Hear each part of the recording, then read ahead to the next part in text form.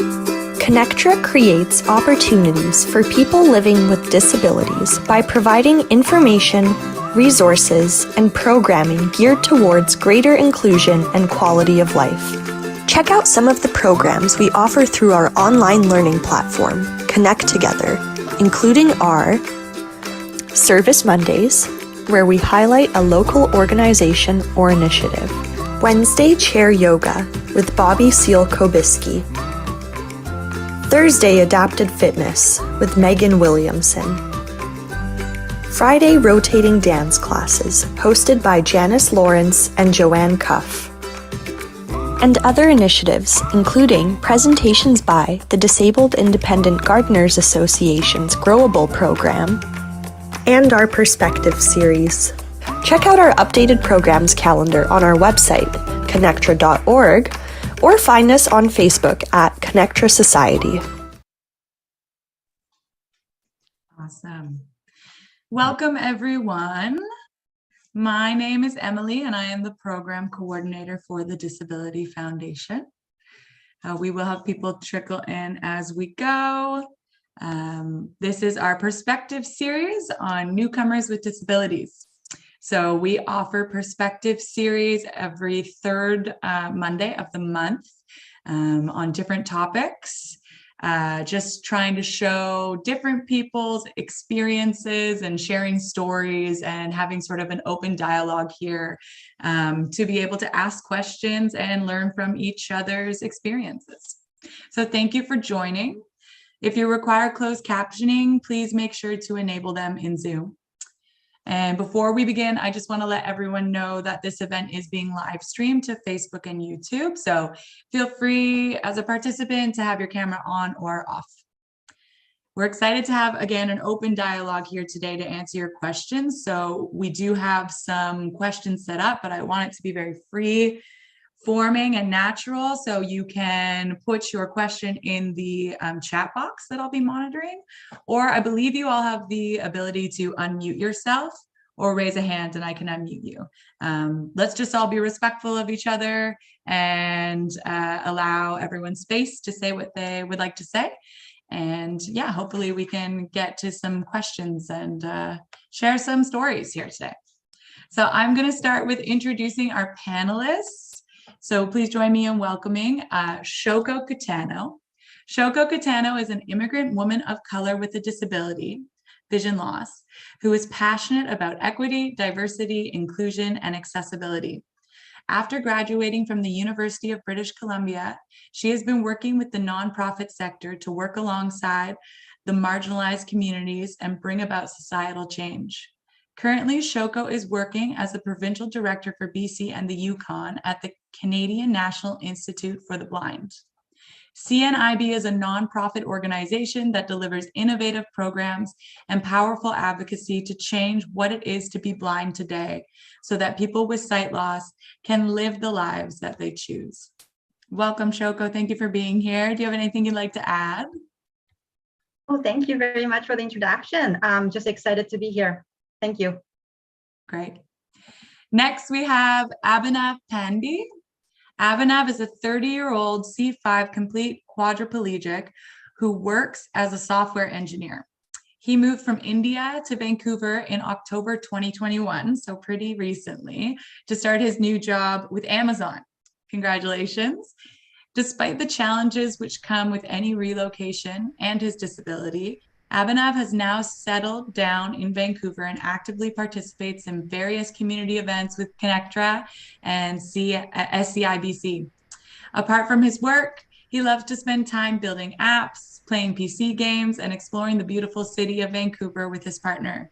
In the last 2 months, he has traveled over 350 kilometers on his power wheelchair alone. He also loves everything about automobiles and is currently working on his driver's license at GF Strom, which is awesome, in order to get back to driving after 14 years. So that is wonderful. Thank you for being here. Anything you'd like to add, Abhinav? No, I think you covered it all, Emily. Thanks a lot, and I'm really glad to be here. Thank you for being here. And lastly, we have Anu Mehta. Anu has 2 years of experience working with persons with diverse abilities. She started serving PICS in capacity of job developer and facilitator and recently moved into the role of program coordinator. Currently, she is managing an employment program focused to provide skills, training people having multiple barriers, with the future goal of helping them find sustainable employment. She has been successful in helping her clients grab and sustain employment in different job profiles. Her strength is collaboration with employers and vouching for her clients' strengths despite multiple barriers. She is also a resourceful career coach. Welcome, Anu. I would actually love to start off with you, Anu, just by telling us a little bit more about PICS Society and what services and resources they provide for newcomers with disabilities. Yeah, absolutely. Thank you, Emily, for opening the discussion. So talking about PICS, PICS stands for Progressive Intercultural Community Services Society.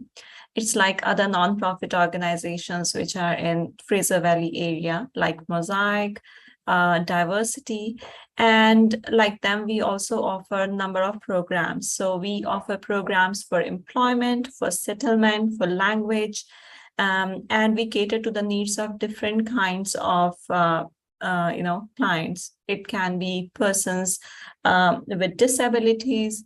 We are also serving survivors of violence. We are serving them in different capacities, providing them different kind of skill training programs. For example, office administration, business administration, can be in accounting, some skill trainings. We also offer training for career for skilled immigrants. And there's a common program, Career Paths, that is offered at various other nonprofit organizations. So our society has quite a long history. We were set up in 1987. So we have completed 35 years. And over these 35 years, we have served different communities. And immigrants, definitely, they do have multiple barriers because they are coming from different cultures. They experience different geography, different kind of cultures, language, even the employment. If we see from employment perspective, they get to experience altogether different kind of labor market.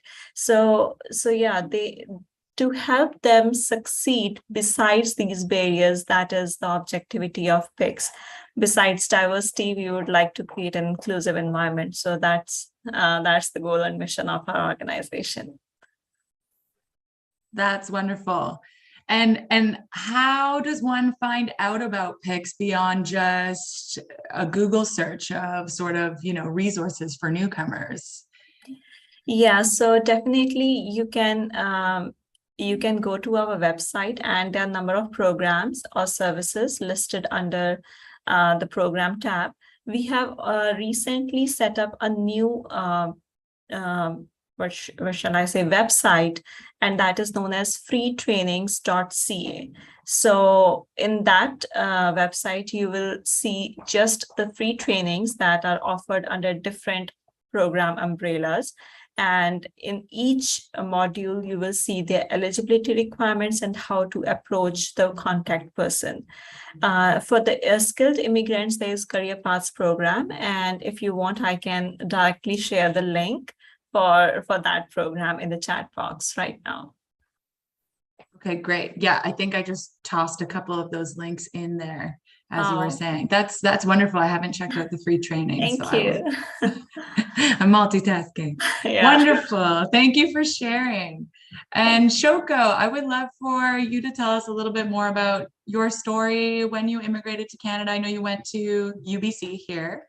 So a little bit about where you're from and what brought you to UBC. Yeah, sure. Thank you very much.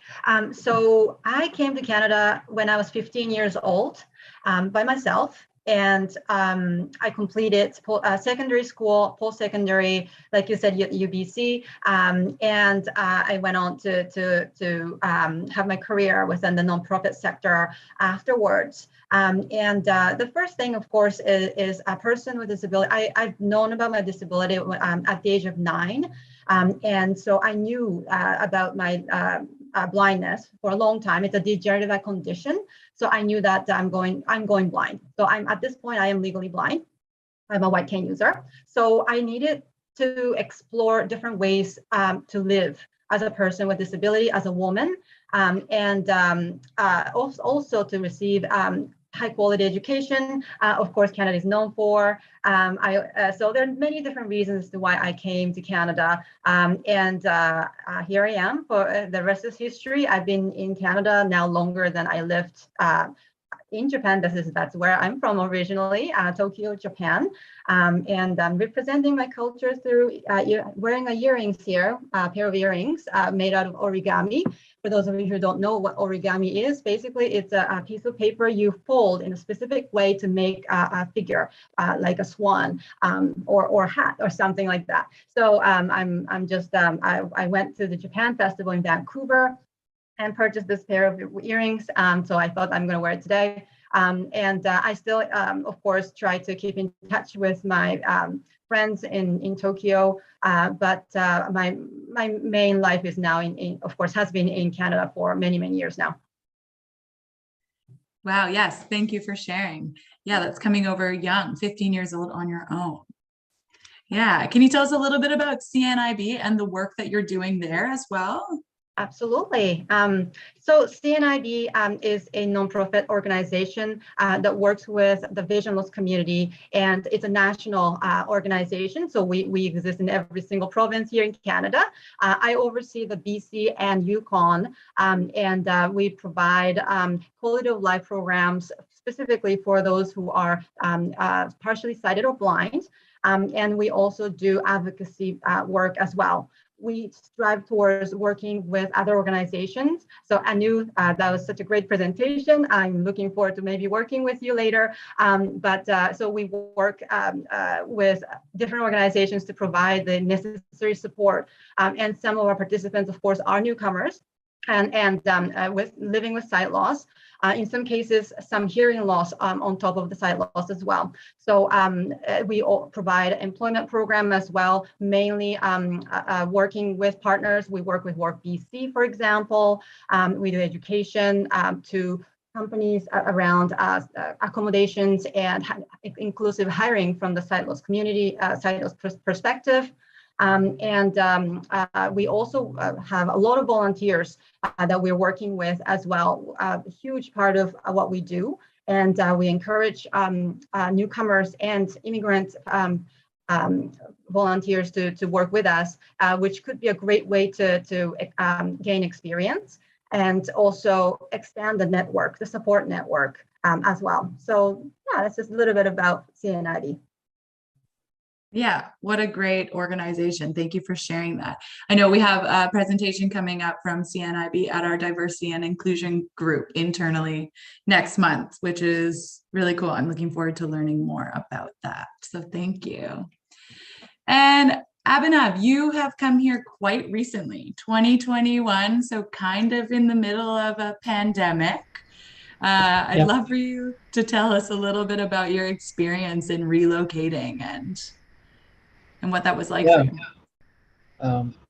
It was quite the journey. I mean, I was actually selected for the job in June 2020, but then I was waiting for my work permit to get approved. And like you mentioned, it was like right in the middle of COVID, and IRCC was completely backlogged. And I got my permit eventually in August 2021.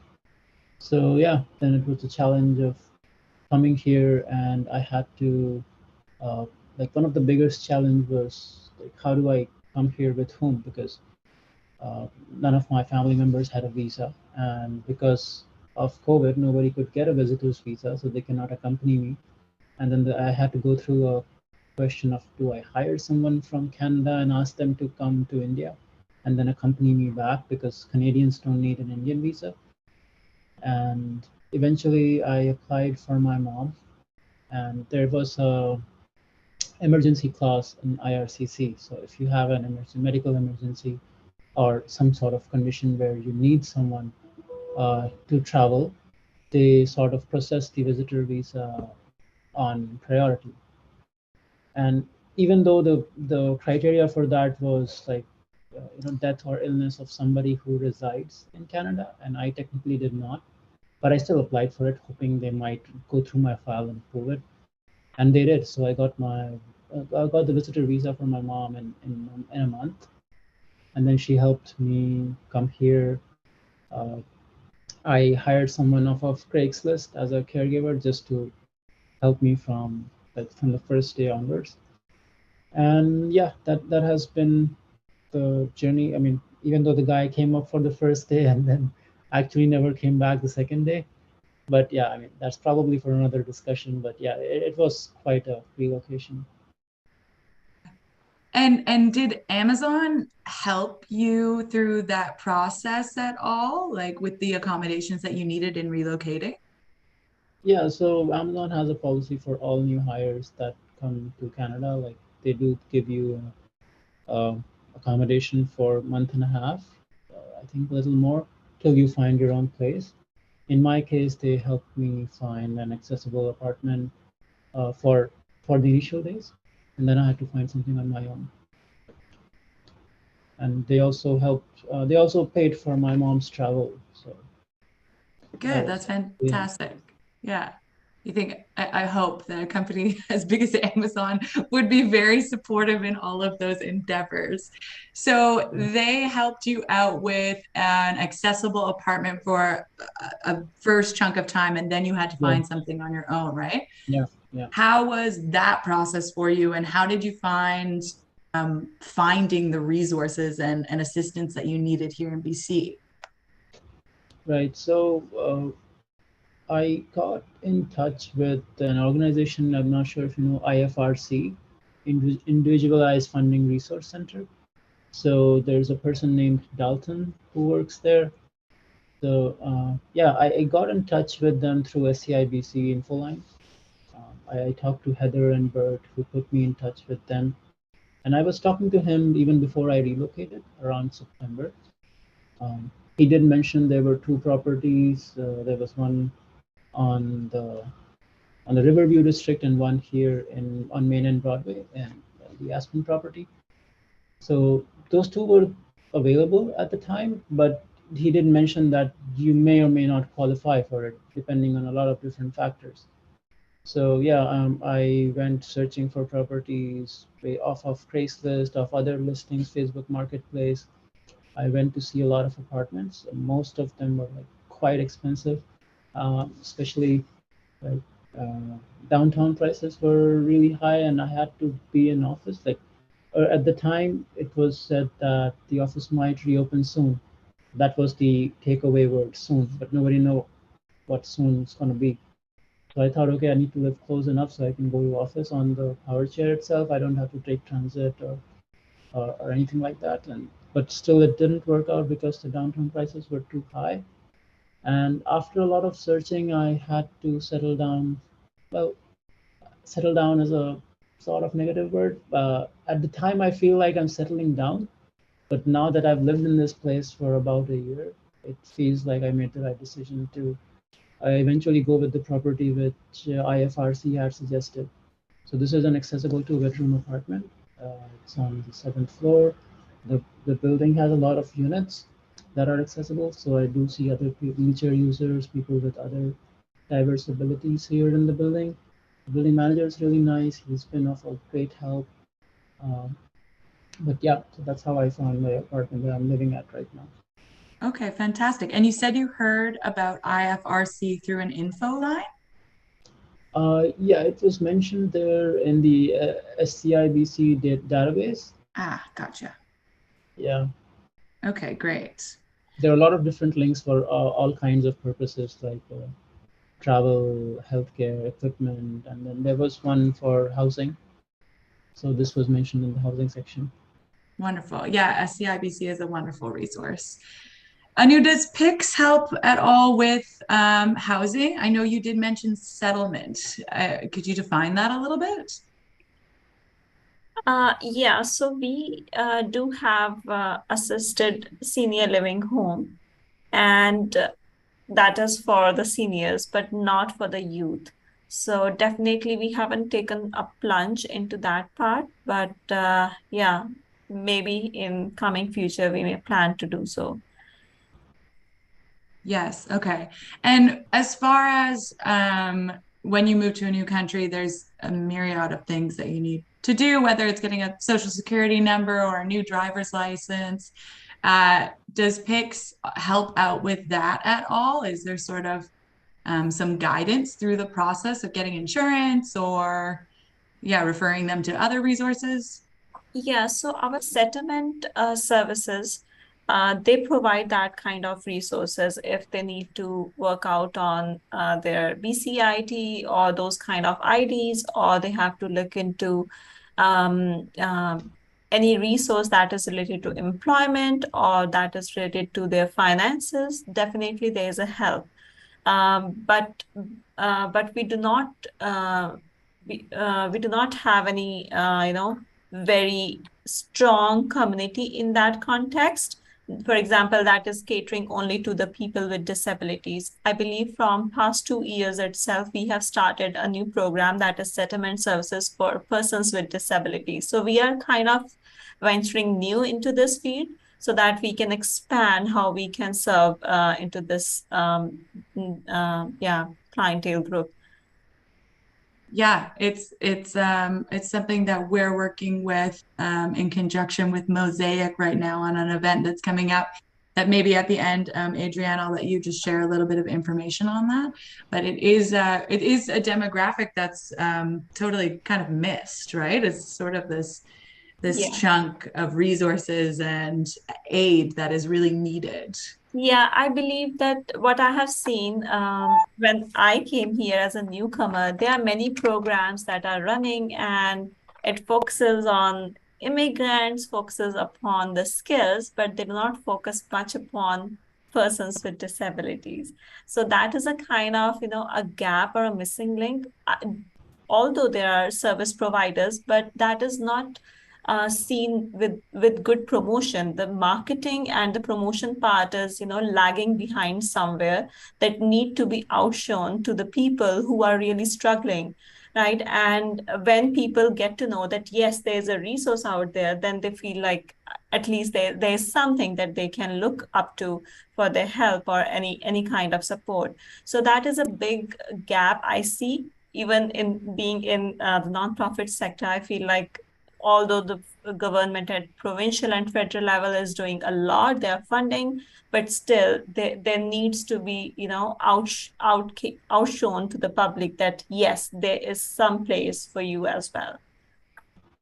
Totally. Yeah. And I feel like that's the big disconnect, is just not knowing or of having heard of these organizations or resources that do exist. Yes. So, that's why we do things like this, to try and share and spread information and introduce organizations to each other and whatnot. But yeah, there just needs to be more promotion around everything. It's hard when you're in the nonprofit. Yeah, for to example, promote. yeah, what Yeah. Abhinav mentioned about IFRC Society, I wasn't having any information about that. And when I was going through the website, and I see it's such a good fit for, persons having barriers to go for any kind of housing support, such a good resource platform. So definitely, Yeah. I have added something new to my list. Good. And yeah, Shoko, coming here and going through secondary and then post-secondary education, I want to hear a little bit about your experience and being able to ask for accommodations and get the support you need when you were in high school, and then maybe some of the reasons that you chose to go to UBC and if they had some support that they could offer you. Yeah, such a great question. So starting with the secondary school, at that time, the support was mainly around students with cognitive disabilities.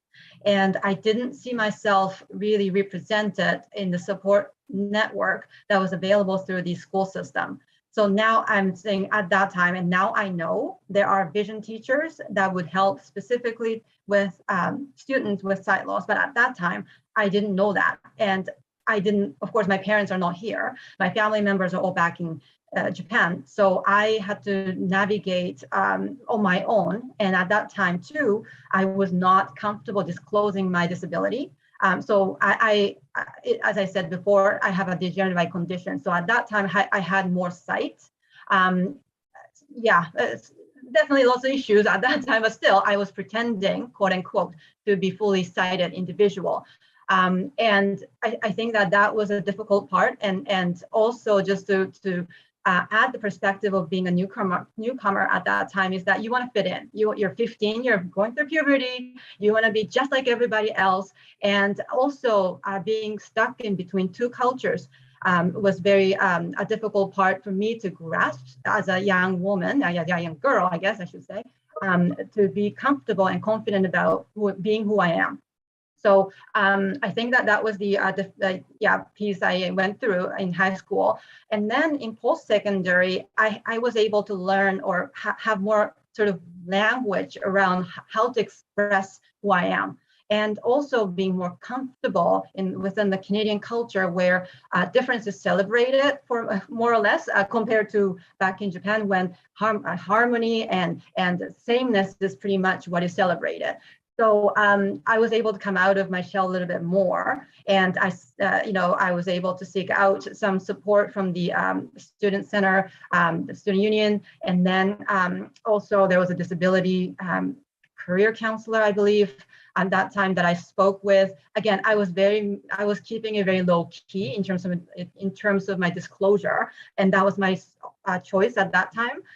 But it was helpful to know that students with disabilities do exist on UBC campus, and that accommodations are available if need be.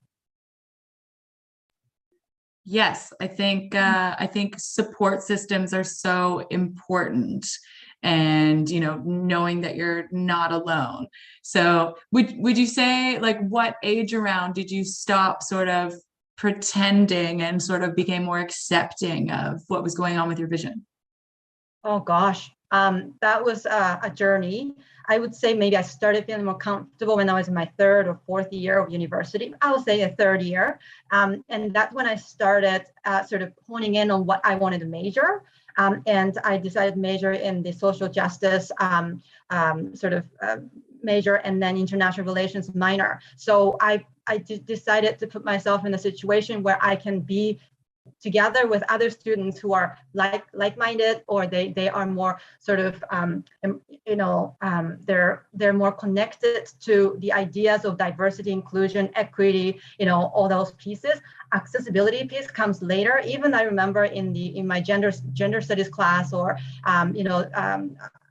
sort of social justice classes, disability was not talked about. It was sort of an add-on at the end. So I really didn't see myself represented in different ways at school. So it was harder for me to express myself that way. But I think that because the emphasis was on diversity and inclusion, I had the context to actually express myself better. Thank you for sharing. That's a really good point. When things weren't talked about as much, and we're still, sort of inching our way towards normalizing a lot of things that should be normalized and just talking about it more. Adrienne, did you have something you wanted to add? I just see you unmuted there.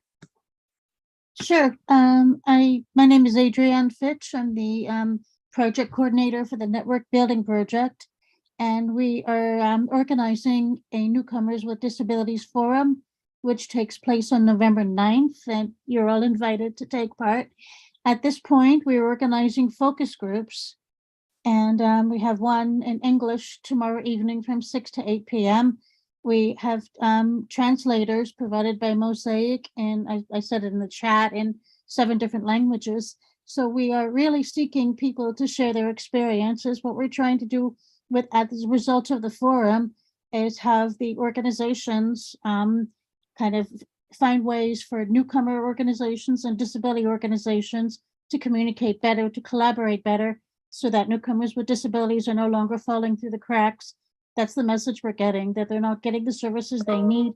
Often they're telling us in the focus groups, they don't even know what services exist, let alone how to access them. So that's something we're trying to address in this forum, in the focus groups, where we're getting the direct, we're providing the opportunity for the newcomers with disabilities to share their experiences, tell us, like what are the biggest challenges they're facing, and dealing with not just language and cultural barriers, but just trying to find services while living with a disability.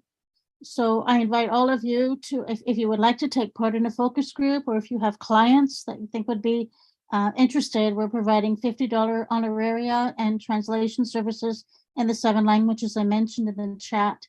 Also, if I may have your permission in sharing some of the experiences you're talking about today, we're not sharing any names or identities. We're just kind of, the things that you're saying we think is important to share with the organization. Say, okay, here are some of the problems people are having. And at the forum, the job of the focus groups is not to come up with solutions. It's at the forums we're trying to identify the biggest challenges, the biggest problems.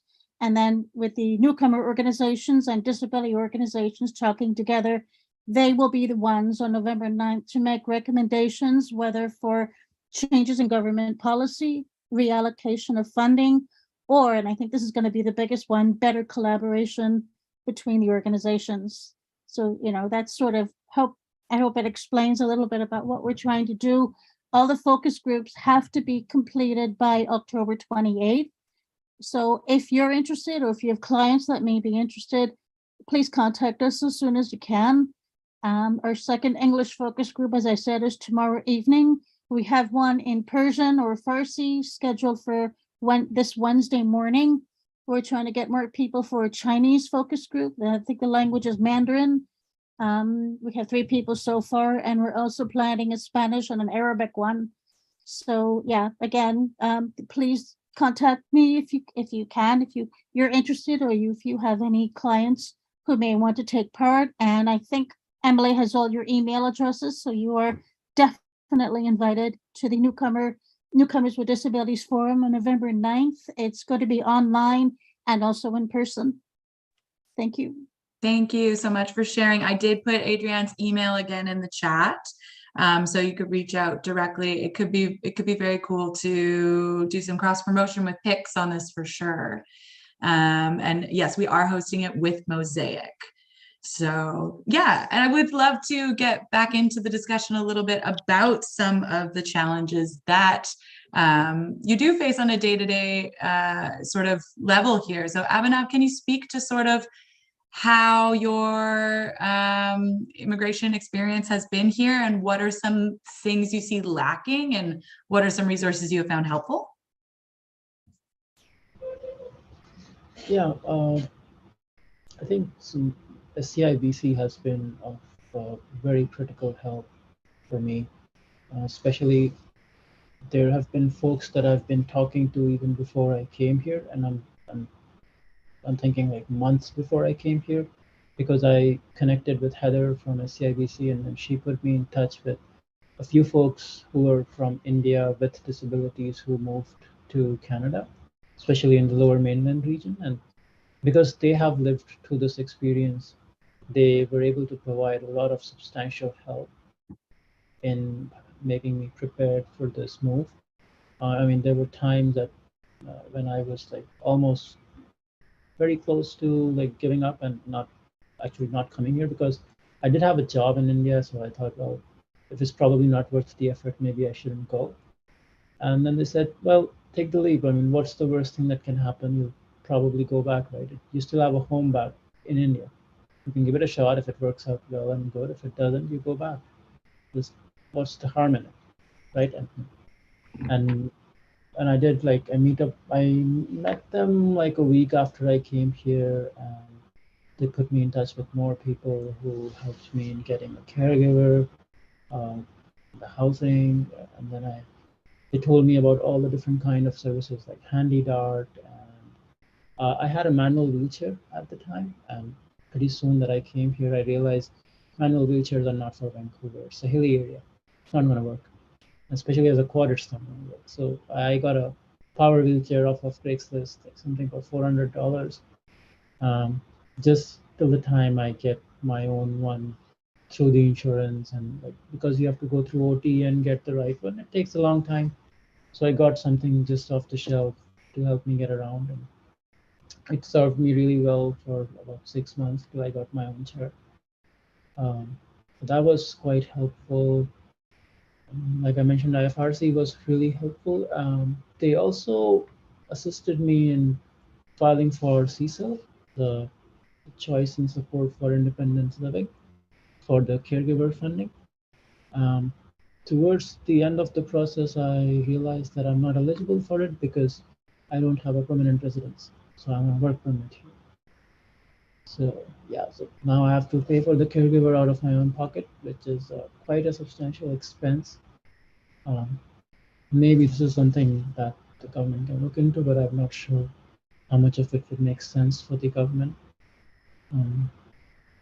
Another thing that I think should be discussed, or maybe is already being discussed, is the PR process. So PR process for new immigrants is pretty straightforward. If you have they have different streams, like skilled worker, PNP, CEC, all these different kind of streams, but there is a medical inadmissibility clause there. So if you are posing a higher risk to the social services of the government, you may be found inadmissible to Canada.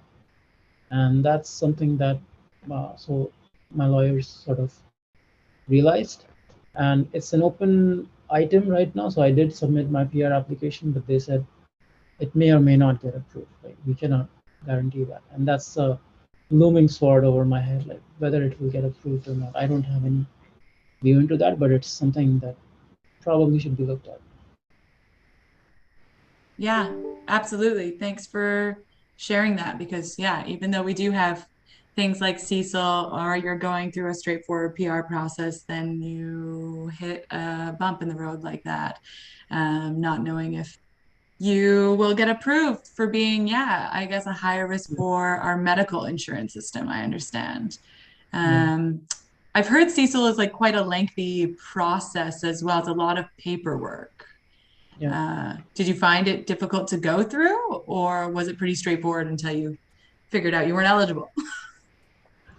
Well, there is a lot of paperwork, but I was okay with it. It might be difficult for other people, but for me, it was straightforward. I did get assistance from Chris at IFRC. He was helping me in preparing the application, but then we hit this roadblock, and then he said, okay, well, let's revisit it once your PR is approved. Hopefully that happens sooner rather than later. Once your PR is approved. Yes, yes, yes. Thank you for sharing that. Yeah, I think one of the key things that I took away from your experience, your story there, is that you reached out in advance to something like SCIBC. Obviously, I would imagine that it would entail doing a good amount of research to make sure that you felt comfortable with the resources and the support that were available here. So being able to connect with somebody at SCIBC, and then them being able to connect you with other people who immigrated from India, must have been a source of comfort and support for you. Right. Yeah. And they've been like phenomenal in all the assistance. Like I'm even in touch with them now. They call me out for coffee or a drink every now and then. Actually, I have a lunch scheduled next weekend. So yeah, that's fantastic. Yeah, that brings me to sort of another topic that I wanted to discuss. Maybe Shoko, you can talk to this a little bit. I know you came when you were much younger, but finding a social community here, and again, maybe other people from Japan or who've been through the immigrant process. Can you tell me a little bit about maybe some advice that you would have for anyone coming here as a newcomer? Yeah, advice. I think connecting, doing the research and connecting with people as much as you can is definitely the biggest advice I can think of at the moment. I didn't, because I was so young, and many people from Japan around me basically was here for just a year. let's say, international students and or exchange students. So I wasn't able to connect with somebody who has, gone through the process of immigration until I talked to somebody who came as a sort of guest speaker. I can't remember exactly where now, maybe at school. Anyhow, and they were talking about, and that person happens to be Japanese Canadian. So that was kind of a connection there that I started creating. It's interesting because there is definitely a community of Japanese people who stay here for a very short time. And there is a separate community who is Japanese Canadian, who are first generation, second generation, and a third community who has, immigrants like myself. And those groups do not interact with each other. It's quite interesting how that kind of works here. So I didn't really have a lot of friends or peers who are from Japan growing up. Now I do, as I found through different, people, but it was really word of mouth. Oh, I know somebody who is blah, blah, blah. So that's kind of how I got to know the community. And also I did start volunteering. Actually, I was a volunteer at Cnib. I was working at a different nonprofit organization at that time, right after I graduated. And I started volunteering at Cnib. And that's how I met peers who are partially sighted or blind. And I still yet have come across somebody who actually kind of strike the intersectionality of that between a person who is blind or partially sighted and a person who is actually from Japan, and he actually went through this whole immigration process. I'm the only one that I know of, but yeah, I think being proactive about joining different groups, community initiatives or programs, and that's how you would meet people. And meeting people is such a great way to learn how things work here. And if you're working in isolation, it's really difficult to navigate that process. And on that note, just one last thing I wanted to mention kind of ties into what we were discussing earlier, but I think I felt really isolated at the beginning when I came here because I wasn't the stereotypical quote unquote disabled person. And I really wanted to shed light on the gray area within the disability sort of group, because I'm not totally blind, or at that time I wasn't, and I still have a little bit of sight. I'm pretty much blind, but and I think people thought of somebody who is blind as somebody who cannot see nothing, and I didn't fit that criteria or stereotypes around how a blind person, quote unquote, should look like, and I didn't fit that criteria or sort of a stereotype. So people didn't see me as a person who has sight loss. And I think that also created a weird sort of gap between able-bodied person and a person with disability. And I kind of got stuck in the between. And that was also difficult on top of this language barrier and cultural barriers and everything that I was going through as well. Yeah, absolutely.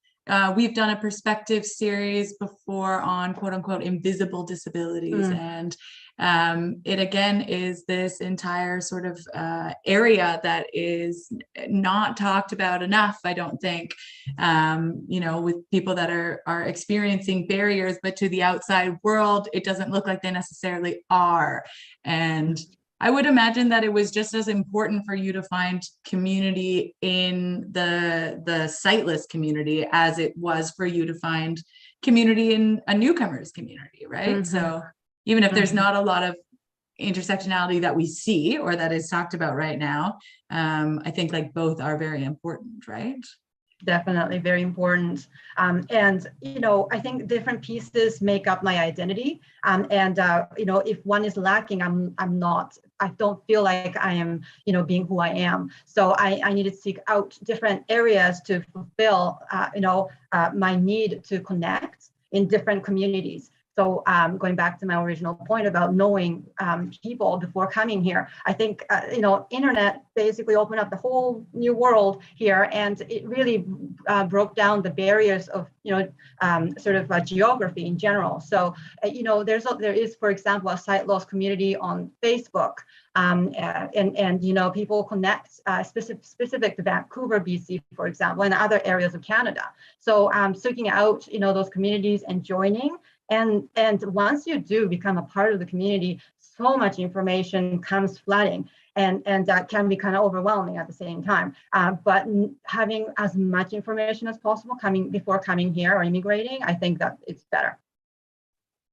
Yeah, doing your research and seeing what's available. I know Facebook support groups are something that come up a lot in a lot of our discussions. So sort of sourcing out support online is great. And luckily we can do that now.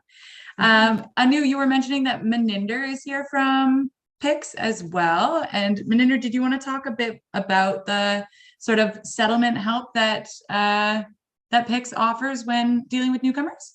Yeah, absolutely. So we have a like full-fledged settlement program at PICS, and they help with from the time person lands in Canada. So applying for social insurance number, medical services, child tax benefits, helping with housing, and IRCC just added another service. So that's helping people with disabilities. So I am an employment and settlement support counselor for people with disabilities. I myself live with a disability, and I'm an immigrant. So I've gone through these barriers. So that's why I decided to, work. And I took this job of, applied for this job, and that's why I tried. So that I can, relate as well, offer assistance to people with disabilities. So I have clients, they stay with me for even over a year, because the reason being they have a disability, visible or invisible, and they have a language barrier. So that actually puts them as a multiple barriers, then it takes for them longer to be ready and prepare in the Canadian, labor market. So because of physical disability, they cannot do any labor job because the physical disability, and then they cannot take on any office job because of the language barrier. So it's like a lot of, they have to catch up, for a long time before they can actually participate in the Canadian labor market. So I provide settlement services to those clients, so help them find housing.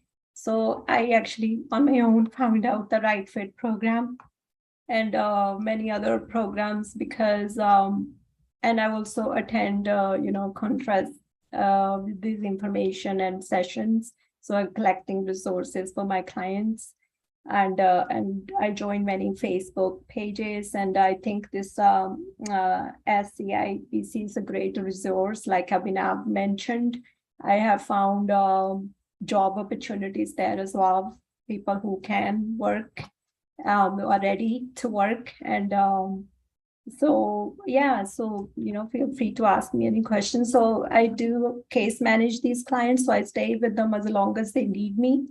And so our criteria for this program is mainly permanent residents and refugees, and some live-in caregivers, work permit holders, but we don't say no to anyone. So if anyone's citizen or a other work permit holders, they come to me, and then, they're looking for help, I will connect them to the resources that might be beneficial. Yeah. Gonna say, if someone is waiting on their permanent residency, Yeah. that's fantastic. How does somebody get in touch with you? Would you be willing to put your email or contact information in the chat? Absolutely. I already put my link, but I can Okay. definitely put my contact name and number and email. So we always copy the chat after these discussions, and then I will transfer these resources that have been mentioned to our ConnecTra resource page. So we have a bunch of different topics, and we'll be adding one for newcomers. So hopefully that will be helpful. Awesome. Maninder is in there. Wonderful. And can I ask, sort of, Maninder or Anu, are there any gaps that you have noticed that are just like areas that are missing of aid in the system that is just, it's difficult? Do you want me to go on first, or you want to go? Yeah, please go first. Okay, I think when newcomers to come to Canada, we try to promote our program through CAN as well. Their network at the airport as well, and they promote. We try to connect them, make sure they have our information, our program flyers, so they can distribute it to newcomers. And I think people who have language barriers, they just like fall through the cracks. They do need like daily motivation almost to keep up with the language classes. And also there's one other barrier I noticed, that for people to get a driver's license, someone with a disability, it takes forever. I have a client who's been going through the process. It's 1 year. It's been 1 year, and her learner's license is expiring. So she has to do that again now.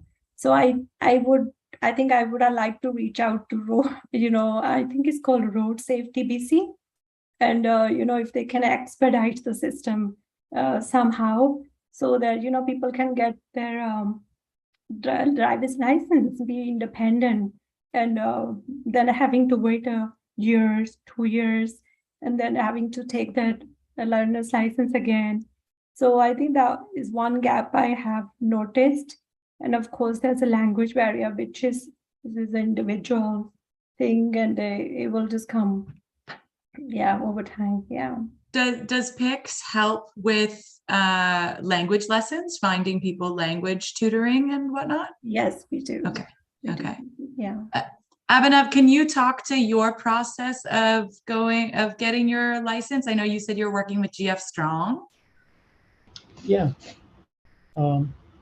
So I did not have an official legal license to drive in India before my injury, because I was 17 at the time when I was injured. But I've been driving since I was 13, quote unquote, like some kids do. And I used to love driving. By the time I was old enough to apply for a license, I had my injury, so I never actually got one back in India. So when I came here, I had to go through the whole graduated licensing program through ICBC. So I came here on 25th October, and on 1st November, I got my learner's license. I just went there, took the knowledge test, and I've been studying for it for a while. So I cleared it in the first attempt, and I got my 7L.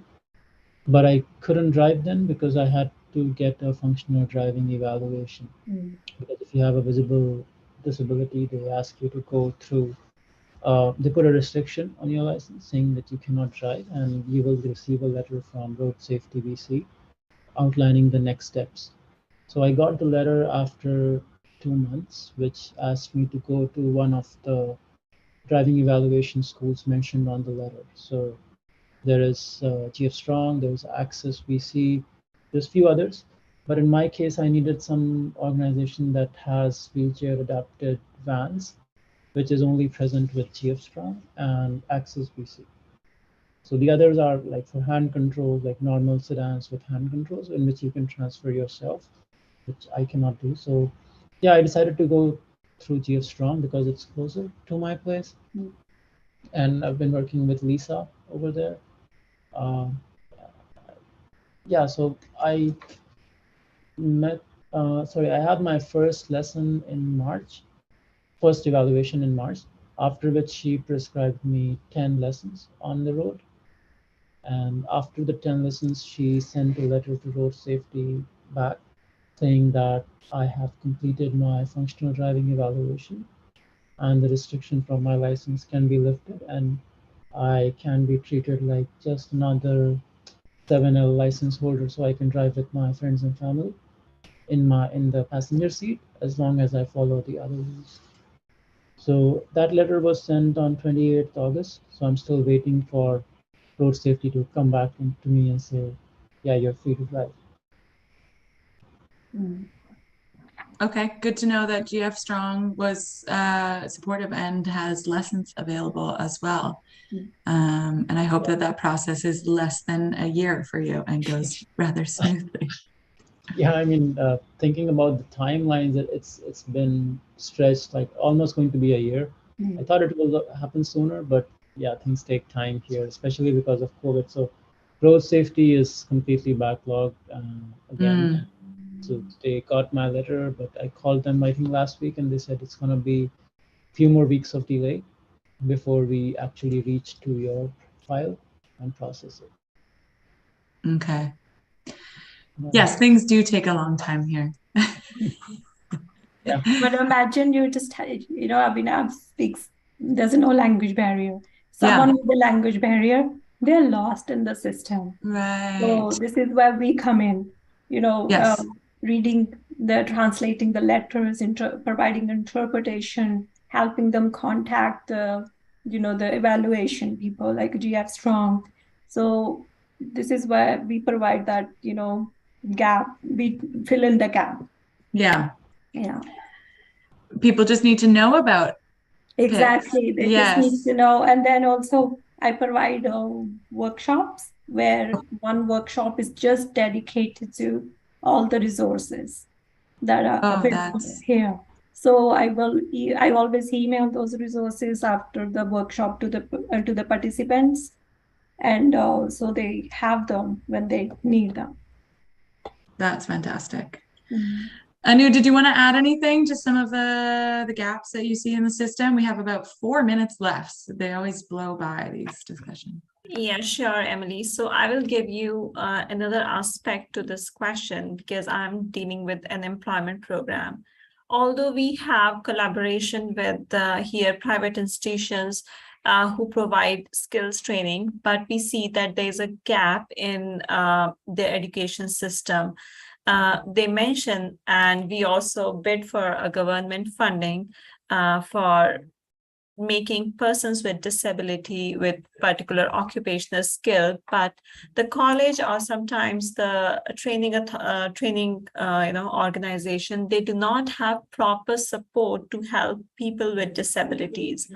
They may have a teaching assistant that can help them, understand some of the concepts, but it is really a rigorous process for the people who are really challenging with this component. So herein we are trying to improvise more on our projects with the upcoming report, where we are going to ask for the government if they can provide some education assistance or any support who can cater to the needs of the participants specifically to them. For example, one person is struggling with ADHD, and another one is struggling with bipolar syndrome. So the way they tackle with the education and long training hours is entirely different the way we tackle. And we need a big support to help them succeed towards the end of the program. So, of course, there are a number of gaps in between. Even in the employment, when we reach out to employers and talk about our program participants, unless it is visible, we do talk about it. But when it's an invisible disability, we try to vouch for our clients in a way that focuses upon their skill set and strengths rather than barriers. And somehow if they get to know that, oh, this person is having a disability, although people mention that we are inclusive employers, but there's difference between writing and what's actually happening in person. So definitely there's a big gap in that as well. And we are trying to collaborate with Open Door Group and other such organizations who spread awareness among employers, the kind of myths, to debust them, that it's not like hiring a person with multiple barriers or disabilities, or I must say diverse abilities. They are not worth it of that position. So there's a lot of things to be done on awareness level for the hiring managers, for recruiters, to create more inclusive workplaces. Yeah, I absolutely agree. And I think in the education sector, there's a big gap in providing even training to those, people that are able to work with people with, cognitive impairments or, neurodiverse abilities. So yeah, actually our next perspective series is on students with disabilities. So we're going to hear from a counselor, a teacher, and a couple students who've gone through the educational system about their experience and sort of, again, where they received support, where they found resources, and what the gaps are so that we can join together to discuss them. We're also having an accessible community forum on November 18th that's going to be on accessible education as well. So those are kind of bigger discussions. We usually have some government and city officials on the panel who can actually instigate some real change, which is fantastic. That is all the time that we have, but I do encourage everyone here to check out information on the Newcomers event on November 9th.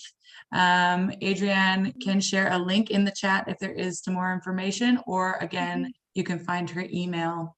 And just thank you so much to Anu and Shoko and Avinav and Maninder for coming in as well, and everyone that has been a part of this discussion. I will make sure to share the link on Facebook, but you can also just check it out on our YouTube channel or our Facebook page. I'll just put the link in the chat. And Could I just ask one thing? If it's okay with everyone, I'm going to share, without mentioning any names, everything, whoever spoke today.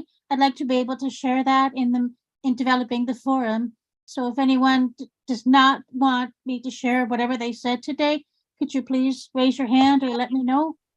Otherwise, I would like to be able, this isn't a focus group, but I would like to be able to just share some of the comments that were Adrienne, made. I think because this was streamed live to Facebook and YouTube, everyone will be all right with that. Already in public. Okay. Thank you so much, everyone. It's a really important topic, and there is a gap, and I hope that we can all work together to bring more awareness to it. So I hope to work with you in the future. Yeah, for sure. I believe it was really a good session where we got to know something more what we are doing. Yeah. And that's expanding our knowledge where we can work. And in future, we can do some more, we can take some more steps in this direction. Yeah. Thank you. Absolutely. All right, everyone, have a great rest of your week. Thank you, everybody. Thank Bye-bye. Bye. Bye.